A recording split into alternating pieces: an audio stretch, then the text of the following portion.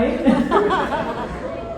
So I am a fool tonight to assume that at a comedy night event with performers who have disabilities, 2 of which are in wheelchairs, that the first guy, Drew, that went tonight wouldn't make a joke about doing sit-down comedy.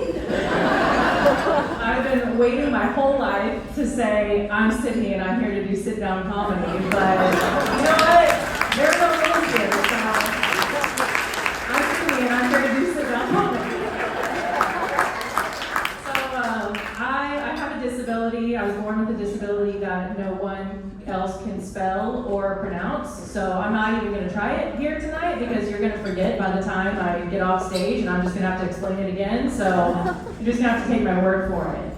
Emeka mentioned that I am a former member of the center, and I say former because I did that thing that everyone does where they say they're going to work out, and then they do it for a couple months, and then they stop doing it. And then I rejoined again thinking, okay, I'm really going to commit this time, and guess what? I'm still a former member of the center, so that didn't work out for me.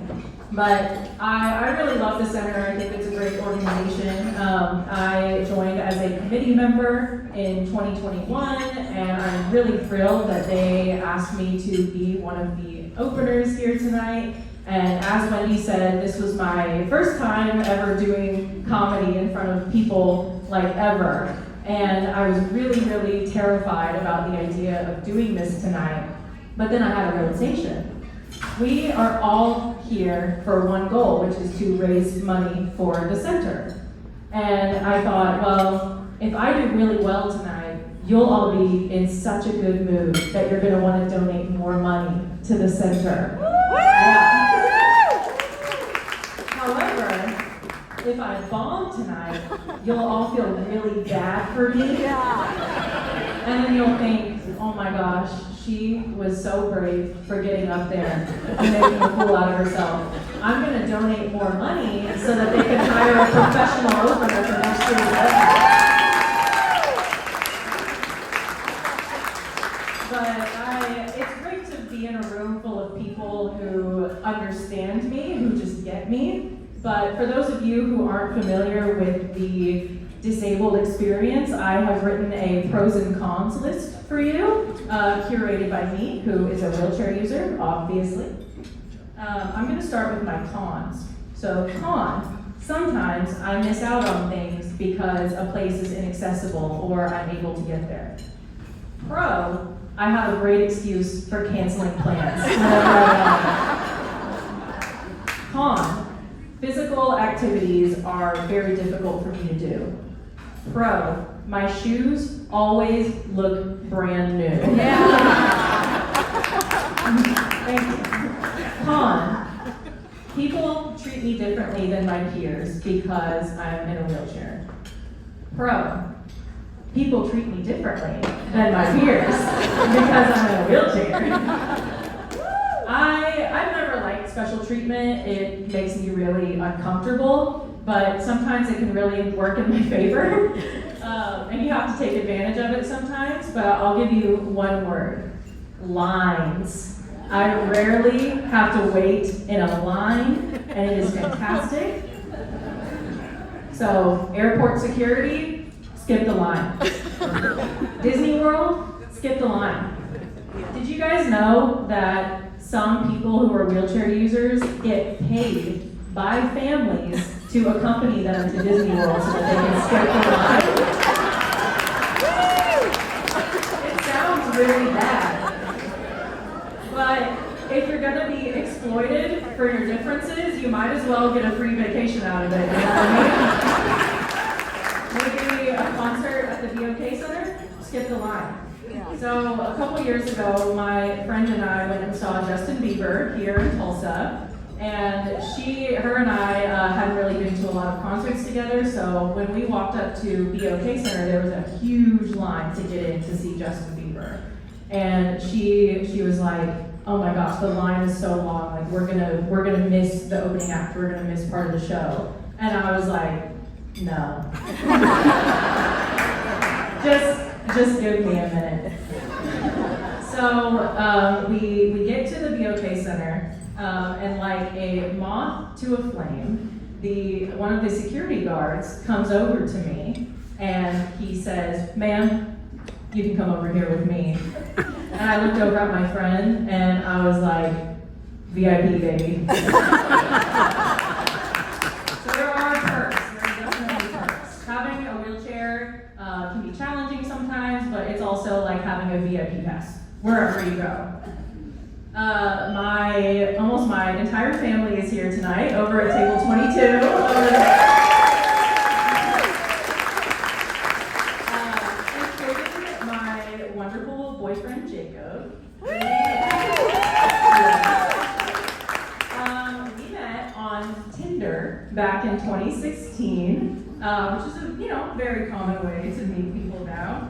And everything has worked out great for us, but just because it worked out great and I met this amazing guy doesn't mean that the journey to get there was a very easy one. My interactions on a dating app were a little different and a little bit weird, as they can be. I don't think that guys expected to come across somebody like me on a dating app. And I think men can already be a little weird, no offense, when they are trying to talk to a woman or impress a woman, but the fact that I just sit longer than the average person was just a little too much for them to handle. And my interactions became so awkward and uncomfortable that I actually started to slowly crop my chair out of photos on Tinder, and I know that's bad. I know that's bad. And I should have had lower expectations for being on Tinder, and that's completely my fault. But you'll be surprised to know that that did not work in my favor. And I'll give you an example. So my friends and I were getting ready for prom my senior year, and one of my friends took my phone and filmed a Snapchat video of us just being like, "Woo, prom, yeah, fun, whatever," and posted it on my Snapchat story. And so we get to prom, and I get a message from this guy that I had been talking to from Tinder, who I was friends with on Snapchat, and I got a message from him, and I was like, "Oh, okay, interesting." And I opened my messages from him, and it was just the words, "What happened?"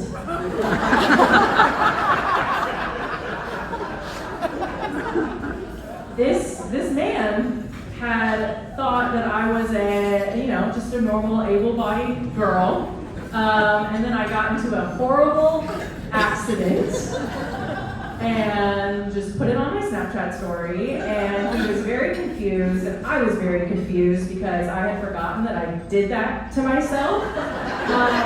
And so, just another weird interaction that I had, and then he never talked to me ever again, which is fun, because 7 years later, I ended up with Jacob, and here we are today, and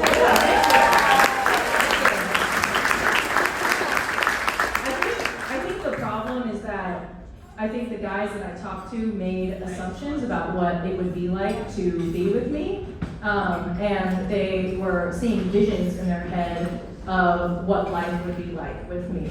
They're like, "Oh my God, what does she eat? When does she eat? When do I need to let her out to go shopping?"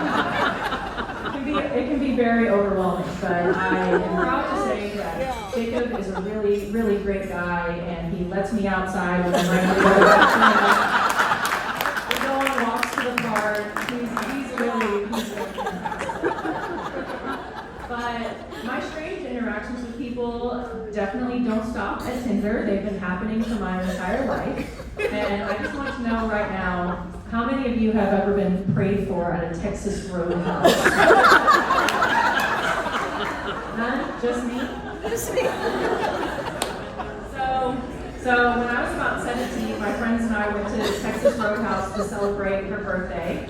And it was very crowded. Like, the wait was really, really long. We were in a crowded waiting area, just waiting for our table, and this man starts to get up and walk directly toward me. And I knew what was gonna happen. but I braced myself for it. He came up to me and asked if he could pray to heal me at Texas Roadhouse. And when I was 17, I didn't have as much confidence as I do now to say, that's nice, but no thank you. So I said, sure. So he prayed for me to heal at this Texas Roadhouse. And I'm not exactly sure what he was expecting to happen.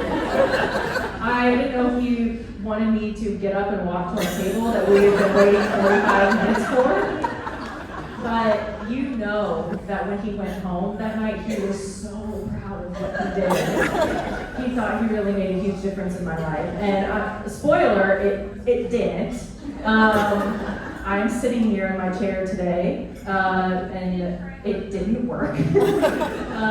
But you know that he went home that night and logged on to christianmingle.com, and he told this really great story to some poor girl about how he healed this little teenage girl in Texas Roadhouse before her honey butter rolls even arrived.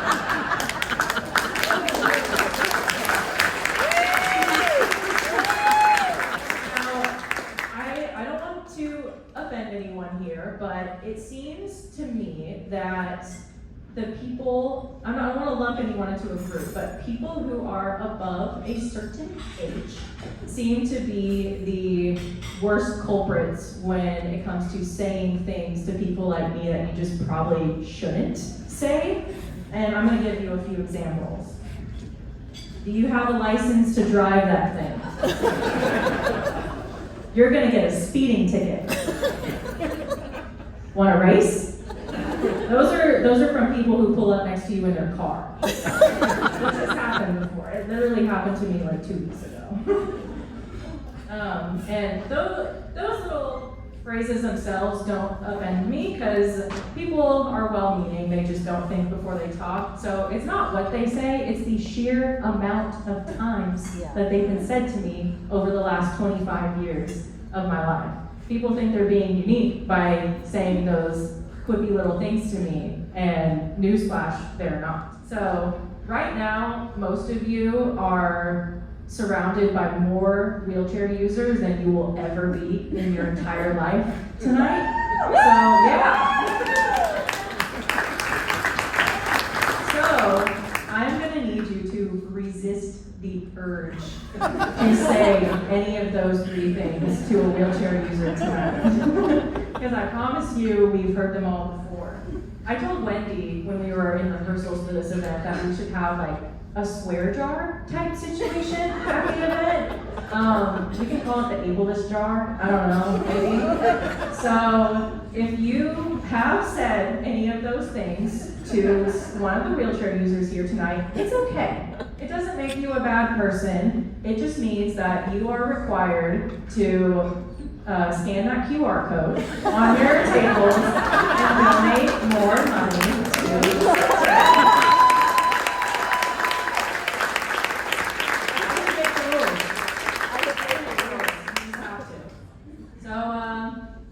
you guys have been a really great audience tonight, and I'm going to hand things over back to Emeka and Wendell. Thank you so much.